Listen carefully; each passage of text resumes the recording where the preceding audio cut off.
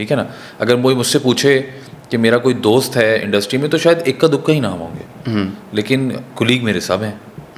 तो मुझे लगता है कि इसमें दोनों तरफ बात होनी चाहिए, सिर्फ ये नहीं होनी चाहिए कि अच्छा किसी ने उनको पूछा नहीं। हाँ, ये भी तो हो सकता है कि वो भी शायद किसी से इन टच ना हो, समझ रहे हो। हाँ, ये बात भी है। ये बात भी है ना कि कोई उनको पूछ नहीं रहा, ये एक तरफा बात है। हाँ, अगर आपको मैं मैसेज नहीं कर रहा तो आप भी तो मुझे मैसेज नहीं कर रहे, समझ रहे हो। ताली दो हाथ से बजेगी। आप मुझे मैसेज करोगे, मैं आपको रिप्लाई करूँगा, मैं आपको मैसेज करूँगा, आप मुझे रिप्लाई करोगे। वो बात ठीक है कि we should check up on people more often.